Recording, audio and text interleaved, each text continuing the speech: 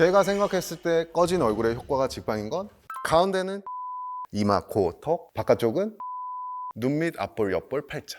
안녕하세요. 여러분의 피부를 지키는 피부용사 삐용입니다. 오늘은 필러와 주베룩 볼륨, 많이들 헷갈려 하시고 궁금해 하시는 두 가지 볼륨아이징 팩터의 차이에 대해서 설명드려 볼 건데요. 첫 번째, 주베룩 볼륨과 필러의 원리와 개념 알려드리겠습니다. 먼저 필러 같은 경우에는 히알루론산을 주 성분으로 해서 콧물 같은 질감이에요. 이게 피부에 들어가자마자 그 자체가 볼륨아이징 효과가 나타나서 멍이나 붓기가 빠지면 볼륨의 완성이라고 생각하시면 되겠습니다. 주베룩 볼륨은 반면에 PDLA라는 콜라겐 스티뮬레이터를 주 성분으로 해서 체내에서 12개월에서 18개월 천천히 자가 콜라겐 형성을 유도해서 볼륨을 채워주는 시술입니다. 그러면 두 가지 시술의 차이점은 뭘까요?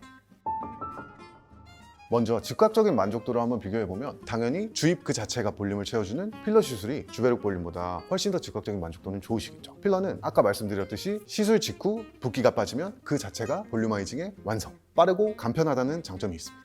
반면 주베룩 볼륨 같은 경우에는 인체 본연의 콜라겐이 생기는 과정이 필요하기 때문에 천천히 올라오지만 좀 더 자연스러운 물성을 지닌다고 볼 수가 있죠. 두 번째, 시간이 지났을 때 자연스러움. 시간이 지났을 때는 주베룩 볼륨이 필러보다는 조금 더 자연스럽다고 할 수 있어요. 필러는 히알루론산을 화학적 처리를 해둔 물질이기 때문에 근육의 사용에 의해서 이동할 수 있습니다. 하지만 주베룩 볼륨은 우리 얼굴에 원래 있던 콜라겐과 엘라스틴 등의 결체 조직과의 결합이 강하기 때문에 근육 사용에 의한 위치 이동이 거의 없다. 장기적 관점에서 봤을 때 조금 더 변화가 덜한 시술은 주베룩 볼륨이라고 할 수 있습니다. 3번, 예측 가능성. 예측 가능성은 당연히 필러가 주베룩 볼륨보단 조금 더 우월하죠. 원하는 부위에 원하는 만큼만, 원하는 물성의 필러를 선택해서 넣어주면 필러가 그렇게 부자연스러운 느낌은 없는데요. 반면 콜라겐 자체를 넣어주는 것이 아닌 주베룩 볼륨 같은 경우에는 콜라겐 씨앗을 넣어주고 나서 콜라겐이 잘 생길 수 있게 여러 가지 요소가 관여를 하기 때문에 고객님들마다 시술을 받으시고 나서 볼륨아이징이 올라오는 효과가 차이가 날 수 있습니다. 첫 번째는 나이. 당연히 젊은 분들이 조금 더 볼륨아이징 효과가 잘 나오시고요. 두 번째, 피부 타입. 아무래도 지성이시고 주변에 지방 조직이 있어서 줄기세포가 활발하게 활동하시는 분들이 건성이시고 마르고 하신 분들보다 조금 더 볼륨아이징 효과를 많이 보실 수 있고요. 마지막, 생활습관. 맨날 스트레스 받고 잠 못 주무시고 술 많이 드시고 그리고 다이어트 하신다고 밥 안 드시고 이러면 당연히 체내 콜라겐 합성도 떨어지겠죠. 마찬가지로 주베룩 볼륨을 시술하시고 나서 이런 안 좋은 생활 습관, 특히 한 달에 2kg 이상 체중이 감소하시게 되면 볼륨아이징 효과가 확 떨어질 수 있다. 마지막으로 부가적인 효과. 요거는 이제 다른 유튜브에서는 아마 한 번도 안 다뤘을 것 같은데요. 저희 병원에서는 주베룩 볼륨 시술 후에 콜라겐 생성 효과를 극대화하기 위해서 열을 넣어주는 콜라겐 리모델, 리프팅 시술을 병행해서 도와드리는 고객님들이 계신데요. 이런 분들이 단순히 주베룩 볼륨 시술만 받으셨을 때보다 훨씬 더 많은 볼륨을 가져가실 수 있었습니다. 그래서 제가 추측하기로는 주베룩 볼륨 시술 후에 올리지오나 슈링크 같은 리프팅 시술을 병행하시게 되면 훨씬 더 많은 볼륨아이징 효과와 또 주변 조직에 생성된 콜라겐이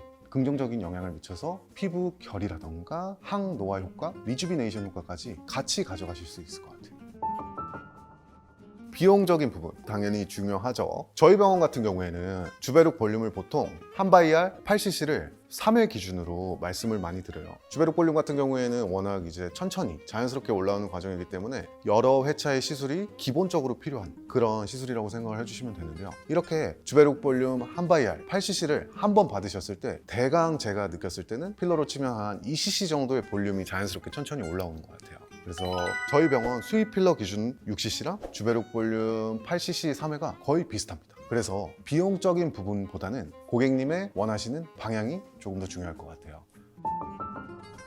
부위별로 시술을 이제 한번 추천을 드려볼 건데요. 먼저 이마부터 보면은 이 주베룩 볼륨이란 건 결국 콜라겐 씨앗이라고 말씀드렸죠. 이 콜라겐 씨앗들이 주변에서 영양분을 받아야 되는데 이 이마는 지방층이 거의 없어서 주변에서 영향을 받을 줄기세포가 없어요. 그래서 볼륨아이징 효과도 떨어지는데 심지어 조금 잘못 넣어서 근육 위쪽으로 살짝만 흘러 들어가도 결절이 잘 생길 수 있다. 그래서 이마는 무조건 필러. 다음으로 눈 밑, 앞볼, 옆볼. 이 세 부위는 근육의 영향을 아주 많이 받지는 않으나 이 얕은 층 같은 경우에는 눈밑 필러를 과량 시술하시거나 피부가 얇으신 분들 같은 경우에는 시퍼렇게 비치거나 허옇게 비칠 수가 있어요. 틴들 현상이라고 하는데요. 그렇기 때문에 고객님의 필요에 따라서 또 나이나 피부 탄력에 따라서 필러와 주베룩 볼륨을 선택적으로 받아보시면 좋을 것 같습니다. 팔자, 마리오네트. 저라면 무조건 주베룩 볼륨을 추천드릴 것 같습니다. 이 두 부위는 근육 사용의 영향을 굉장히 많이 받거든요. 그래서 필러를 채워놓으면 직후에는 너무 예쁠 수가 있는데 6개월, 1년만 지나도 안쪽에 들어간 필러가 위로 밀려 있는 경우가 굉장히 흔해요. 그래서 최근에는 필러보다는 주베룩 볼륨. 근데 주베룩 볼륨이 워낙 볼륨이 천천히 올라오니까 직후에 어느 정도 처짐과 꺼짐을 같이 해결해주는 젠버 볼륨실의 병합 시술이 트렌드입니다. 마지막으로 입술, 애교, 코, 턱. 입술이나 애교 같은 경우에는 부드러운 제형이 필요하겠죠. 그리고 코나 턱 같은 경우에는 단단한 뼈를 보완해주는 제형이 필요하겠죠. 이렇게 우리가 원하는 물성으로 정확하게 볼륨아이징이 가능하기 때문에 입술, 애교, 코, 턱은 무조건 필러입니다. 시술 후에 유지를 잘 할 수 있는 방법에 대해서 한번 말씀을 드려볼게요.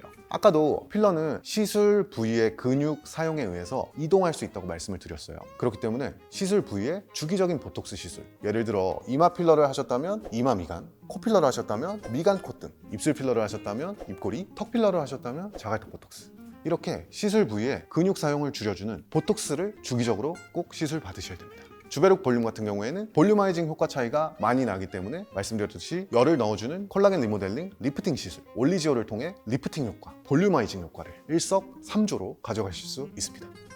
피부용사 뿅! 오늘은 이렇게 꺼진 얼굴을 채워주는 요즘 제일 트렌드인 두 가지 시술에 대해서 알아봤는데요. 제가 생각했을 때 꺼진 얼굴의 효과가 직방인 건 가운데는 필러, 이마, 코, 턱, 바깥쪽은 주베룩 볼륨, 눈 밑, 앞볼, 옆볼, 팔자, 이렇게 받으시는 걸 저 삐용이는 추천드립니다.